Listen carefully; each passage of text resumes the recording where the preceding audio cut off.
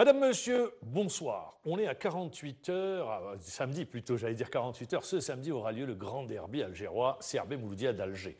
Un derby qui a fait couler beaucoup d'encre concernant cette domiciliation. Et puis également, c'est le début de la phase retour. La première partie du championnat est terminée. Pour en parler avec nous, le président de la Ligue professionnelle de football, monsieur Mahfoud Karbadj. Bonsoir, merci d'être avec nous et d'avoir répondu à l'invitation à la veille de cette phase retour et à la veille du grand derby algérois.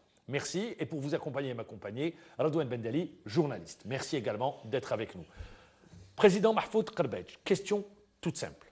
Pourquoi toute cette polémique sur la désignation du derby algérois? Alors qu'au match aller, il s'était joué au stade Omar Hamadi, il y avait une polémique concernant le 5 juillet. Nouvelle polémique pour le match retour entre le stade du 20 août et le 5 juillet, et finalement le 20 août. Oui. Merci, Mammar. Donc, pour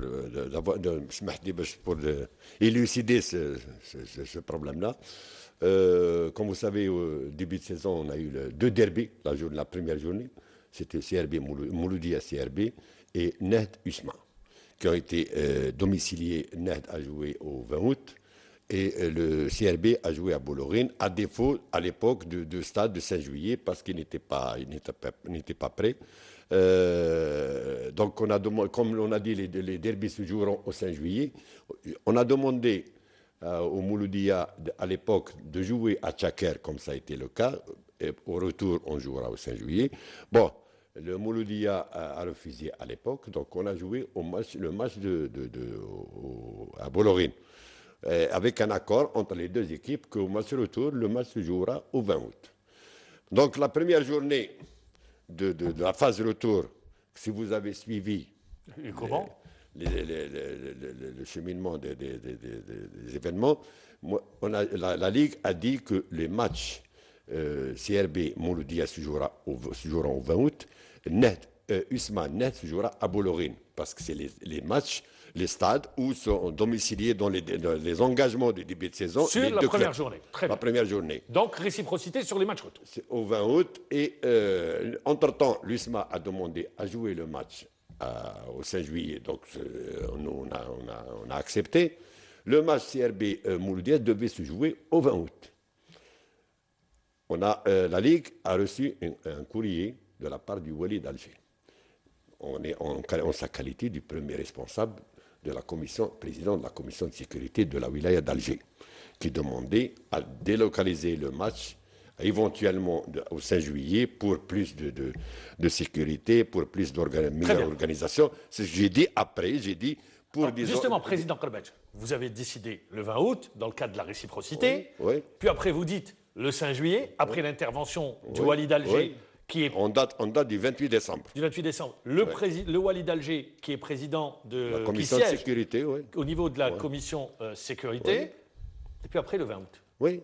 Qu'est-ce qui s'est passé? Attendez, je reviens. Après, le CRB a fait un recours auprès du Wali de la wilaya d'Alger, des autorités locales de la wilaya d'Alger. On a reçu après un autre courrier daté du 6 janvier qui dit que toutes les mesures, les dispositions pour assurer la sécurité sont prises pour organiser le match, revenir au stade du 20 août. L'engagement a été pris à la suite d'une rencontre, c'est ce qu'a dit la presse, entre le directeur général de la Sûreté nationale et les représentants du CRB. Moi, officiellement, c'est ce qu'on a pu lire dans la presse. Oui, moi, officiellement, j'ai reçu une lettre de la wilaya d'Alger sous forme de message qui dit que le match doit revenir au 20 août et toutes les mesures de sécurité sont prises. Donc, ce n'est pas un cafouillage de la Ligue. J'ai vu ça et là aujourd'hui, Mammar. Ah, vous avez été traité de menteur? Oui. J'ai été traité de menteur. Il y a des voix aujourd'hui qui disent que la Ligue c'est la cause de ce problème. J'aurais bien aimé que ces voix-là s'élèvent au mois d'août. Pourquoi on n'a pas dit au mois de Bollorine à l'époque? C'est pas un terrain parce que... Est-ce que le téléspectateur qui nous regarde justement, il y a une incompréhension. Le téléspectateur et le grand public peut-être oublient que le Wali, dans n'importe quelle wilaya d'Algérie, où il y a des équipes de Ligue 1, de Ligue 2, que le Wali est le premier magistrat et qu'il siège. Il a ses représentants au niveau de la commission sécurité. Même sur le plan, les règlements généraux du football permettent au premier responsable de la wilaya de demander la délocalisation ou le changement de stade. Et ce n'est pas uniquement à l'Algérie, dans le monde entier.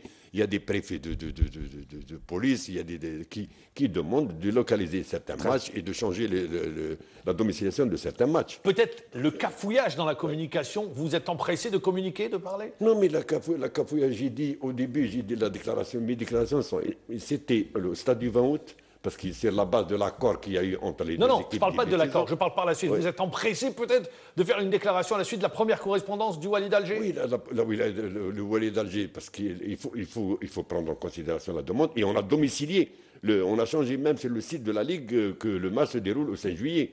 Parce que on reçoit un courrier officiel, donc il faut bien respecter. Je pense que le problème a dû se poser, Président Kharbadj, sur un plan de communication. Moi, je me souviens que quand vous avez programmé le match au 5 juillet, oui. Chose qui m'avait surprise, moi, personnellement, parce que ce qui est normal, c'est qu'il se joue au 20 août. Hein, c'est mon avis personnel.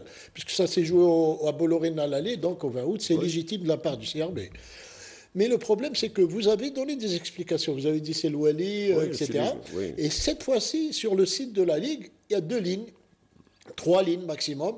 Vous ne donnez pas d'explication. Je pense qu'il faut peut-être expliquer au public pour qu'il ne conteste pas, pour qu'il ne polémique pas sur... finalement, je reprends une expression d'un confrère qui a dit... Finalement, c'est une tempête dans un verre d'eau. C'est quoi un match de football? C'est un derby comme tous les autres. Très bien. Alors, est-ce que la communication... Vous ne pensez pas qu'il y a eu là où le bas blesse, peut-être? Peut-être il y a un manque de communication. Bien, on était dans certains côtés gauche, c'est un peu dur pour le... Mais vous pensez aussi que la Ligue, du jour au lendemain, il change de domiciliation sans qu'il y ait des raisons logiques et valables et réglementaires. Oui, peut-être dès que ça touche... Parce que dès qu'il y a le CRB, et vous avez été le président du CRB... Oui. On regarde, on se pose des questions. Non, mais moi je dirais parce que le match, je vous rappelle, Maman, le match à l'aller, CRB Net, on a joué où? À Blida. À Blida. Le problème, c'est pas posé. Maintenant, le retour va se jouer le plus normalement du monde au 5 juillet, sans qu'il y ait quelqu'un qui crie au scandale. Mais ce match-là, comme disait Ardouane, une tempête dans un verre d'eau, j'espère que les prestations qu'on va nous offrir ces deux équipes, ce ne sera pas comme l'Ismaël. Mouloudia, on a vu, c'est vrai, de belles images dans les tribunes, mais sur le terrain, on n'a rien vu. Très bien, Président. La première phase du championnat s'est terminée, donc ça c'était l'affaire qui avait fait couler beaucoup d'encre, beaucoup de polémiques, où vous avez été attaqué là-dessus d'ailleurs. On va passer maintenant à la première partie de championnat. Que dit le président de la Ligue professionnelle sur cette première partie de championnat? Moi je dis que c'est une première partie réussie. Parce qu'à l'inverse de l'année dernière, par exemple, quand on voit le déroulement de différents, les 15 journées, plus les journées de Coupe d'Algérie, sur le problème de côté sécuritaire, ça s'est très bien passé. Les incidents par rapport à l'année dernière, ça s'est passé généralement dans de bonnes conditions. Le calendrier a été respecté à la lettre. Donc moi je dis que le classement... à l'inverse de l'année dernière, on voit qu'il y a une évolution. Il y a une équipe, l'USMA. Une équipe l'USMA. Et puis l'année dernière, la phase allée, il n'a pas terminé avec 31 ou 36 points, ou je ne sais pas combien, donc c'est moins. Donc, et puis il y a eu de belles rencontres. On a vu quand même, on a eu... il y a eu de beaux matchs. Il y a eu également des navets. Oui, des navets.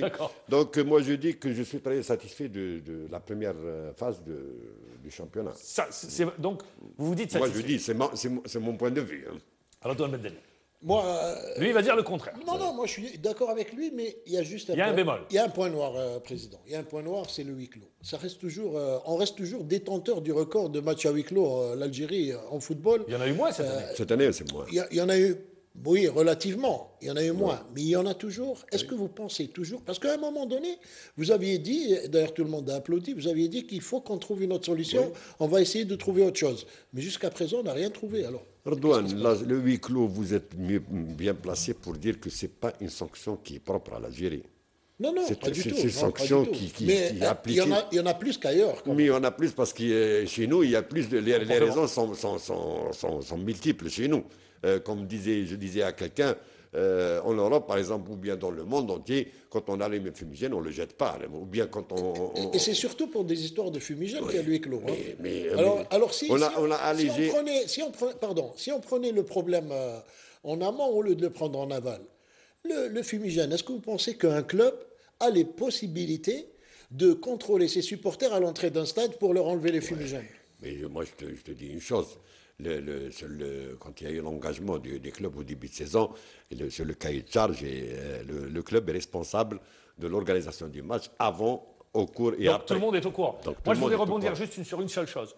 Les sanctions frappent ceux qui, les clubs ou les supporters jettent les fumigènes sur le terrain. Oui. Si c'est gardé en tribune, non. Non, Très bien. Dans les tribunes, c'est des amendes, c'est tout. Très bien. Président, la deuxième partie du championnat arrive. On est sur la période du mercato. Beaucoup de cas au niveau de la commission des litiges. Oui. Règlement et litiges. D'ailleurs, le président de la commission a démissionné aujourd'hui. Président, moi je me tourne vers vous. Est-ce que vous n'êtes pas inquiet? Parce que je m'adresse au président de la Ligue professionnelle de football. Quant à l'avenir de nos clubs, lors de la dernière conférence de presse, le président de la Fédération algérienne de football est revenu avec des chiffres concernant les étrangers, concernant la masse salariale, augmentation des salaires de 25%, 90 jusqu'à 95% de la masse salariale consacrée, du budget du club est consacré à la masse salariale. Où allons-nous comme ça? Vous avez tiré plusieurs fois la sonnette d'alarme, mais il semble que les dirigeants de club vous disent oui au début, mais après chacun fait ce qu'il veut. Mais le mal, c'est ça, Mamar, c'est l'aspect financier, les clubs. Alors, il y a une assemblée générale qui arrive, il y a une phase retour. Est-ce que justement vous allez on est en période d'austérité, est-ce que vous allez encore une fois tirer la sonnette d'alarme pour leur dire faites attention, allons sur des solutions, ou bien il y a des propositions qui seront faites dans ce sens? On n'arrête pas de tirer la sonnette d'alarme. Bon, là, pour revenir à la CRL, il y a eu des clubs l'Herba, pour qui citer ont été l'Herba, par interdits exemple. de recrutement. Bon, il y a des clubs qui ont fait des efforts, qui ont réglé, surtout en Ligue 2. Donc, c'est la Ligue 1, il reste uniquement l'Herba, donc qui interdit de recrutement. J'espère que d'ici le 15, ça va s'éclaircir. Peut-être l'Herba va arriver à régler. Mais le problème, c'est que c'est Sur la vision d'ensemble. La vision de l'ensemble, il faut que les clubs, les présidents de clubs et les clubs s'unissent et auront un seul mot d'ordre, parce que vous me dites le plafonnement de la masse salariale. Je suis d'accord avec vous, mais il faut qu'on arrête de donner des salaires mirobolants comme ça. Je viens d'apprendre, Harrouch, la JSK, 10 millions de dinars. Salaire mensuel, Djabou, 450 millions. Où allons-nous? C'est énorme. C'est énorme pour des clubs qui n'ont pas de recettes parce que, comme on dit en jargon, il s'habille en 40, il veut acheter un costume à 48. Voilà. C'est-à-dire, on vit au-dessus de ses moyens. On dépense l'argent qu'on n'a pas, c'est oui, ça le problème. qu'on n'a pas, et c'est ça ce qui fait créer, à la fin de la saison, il y a beaucoup de joueurs qui ne sont pas payés. Président, le problème, on attend toujours cette fameuse DNCG, la Direction Nationale de Contrôle de Gestion. Elle existe. Elle existe, mais on ne voit pas non, concrètement. Elle existe. Là, concrètement, les résultats sont là. Ils ont été même étudiés dans le cadre du bureau fédéral. Le bureau politique, c'est une autre époque. Bureau fédéral. Mais elle doit normalement prendre des décisions coercitives. Elle doit se montrer présente, et aujourd'hui, on ne voit pas. Par exemple, je vais vous prendre un club, par exemple, le RC Herba, qui est en grosse difficulté. C'est un club qui est en grosse difficulté. C'est pas uniquement l'Herba. Mais tous les clubs. Parce que l'Herba, c'est maintenant Ben Takdami. Non, pourquoi je dis en grosse difficulté? Je parle également au classement. Oui. Vous savez que s'il y a plusieurs clubs comme ça force un peu le championnat, Président. Oui, je sais. À la fin de la phase aller, l'Herba est virtuellement relégué. Alors, comment on peut arranger tout ça pour que le championnat redevienne normal? Pour arranger tout ça, il faut que les responsables de clubs soient raisonnables dans l'attribution des salaires, parce que vivent selon les moyens. Faire des budgets prévisionnels au début de saison et ne pas dépasser leur budget prévisionnel, qui fait ressortir les recettes éventuelles de la saison.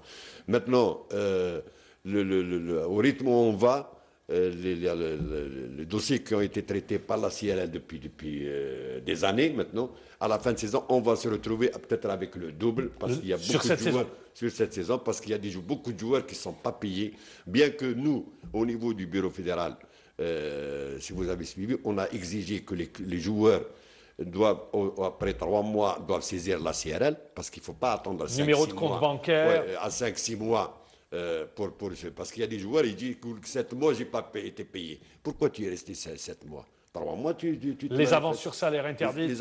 Les avances sur salaire, parce qu'on a dit Il y a des clubs, des joueurs qui exigent 5 mois d'avance. Parce qu'en exigeant 5 mois, ils mettent en péril la situation financière des clubs. Très bien, ça on l'a compris puisque l'annonce avait été faite. Je vais revenir avec vous sur un aspect. Vous êtes président de la Ligue professionnelle de football. Les entraîneurs se plaignent. Pourquoi les avoir limités à 2 licences? Oui, parce que nous, Président, attendez, vous savez très bien dans la situation des clubs, sur certains clubs professionnels, les dirigeants n'ont pas la patience, ils démettent les entraîneurs. Oui, mais- Qu'est-ce qu'ils peuvent faire? mais Eux, ils ne sont pas protégés. il y a des entraîneurs aussi qui n'arrivent pas à supporter la pression. Mais Président, comment justement trouver le juste milieu? Est-ce que vous ne pensez pas que on s'immisce dans le droit du travail là? Mais en règle générale, c'est les entraîneurs qui sont limogés. Ils ne partent pas de leur plein gré. Alors, est-ce Donc, que s'ils sont limogés 2 fois dans la saison, Il y a ils des deviennent entraîneurs chômeurs. qui partent de leur propre. D'accord, alors justement, C'est rare, c'est très rare. c'est rare hein, si vous regardez les stats. Mais est-ce que vous ne pensez pas qu'il faudrait, à la demande des entraîneurs aujourd'hui, par exemple, la mise du contrat, les entraîneurs ne sont pas protégés. Oui, Est-ce ça, je suis d'accord avec vous. D'ailleurs, on a décidé l'année prochaine, Inch'Allah, avec les modifs quand le président a annoncé, le président de la fédération a annoncé qu'il y a un modèle de contrat de joueurs qui sera...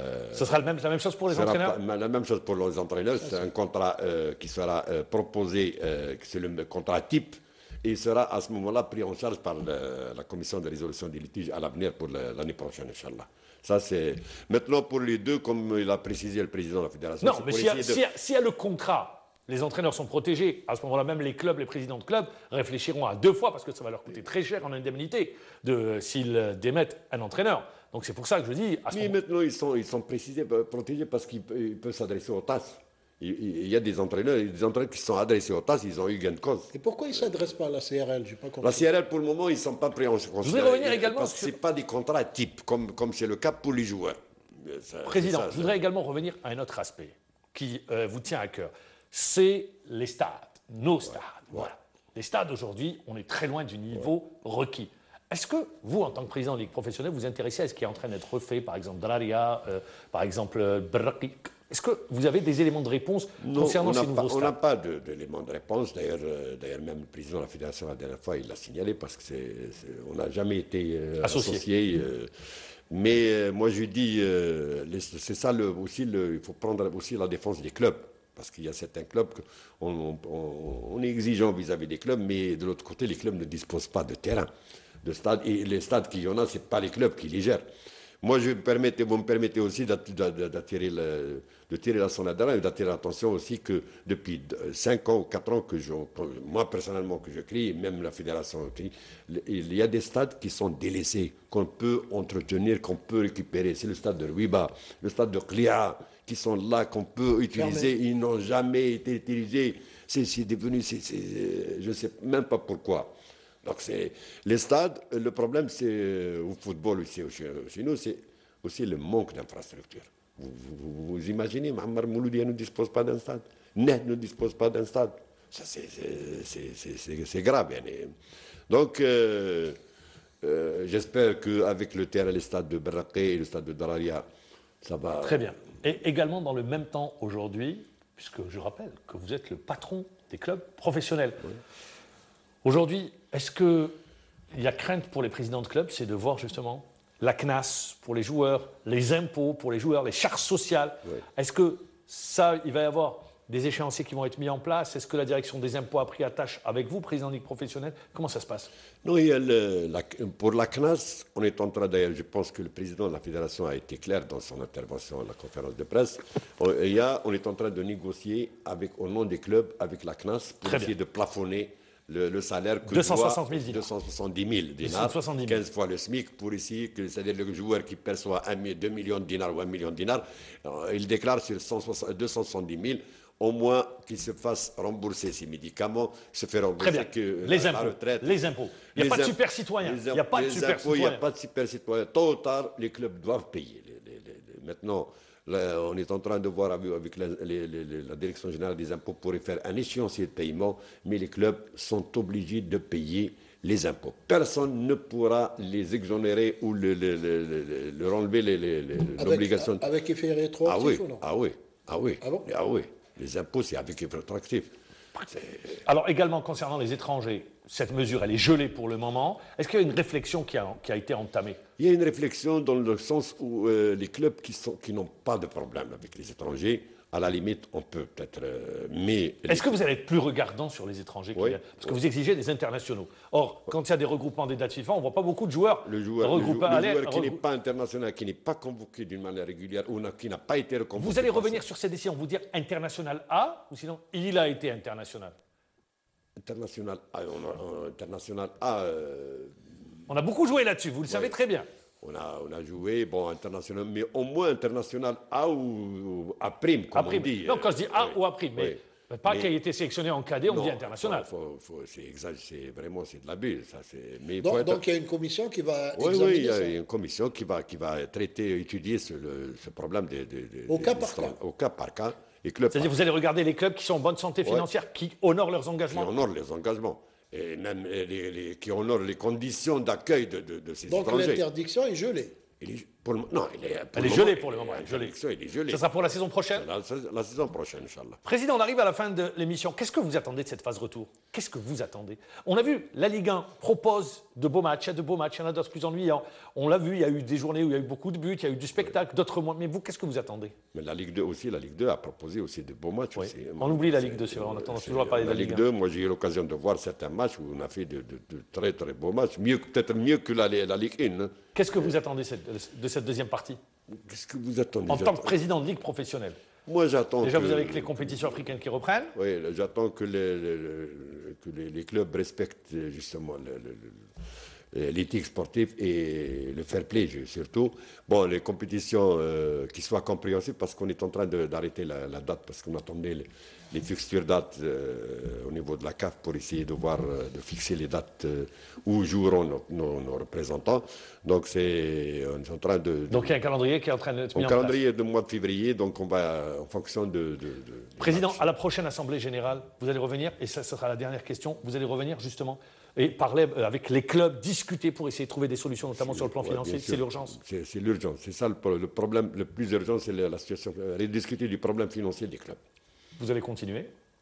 Non, je répète, je termine la saison et puis je cède ma place à quelqu'un d'autre. Ah, ça y est, la décision est prise. Non, la décision est prise.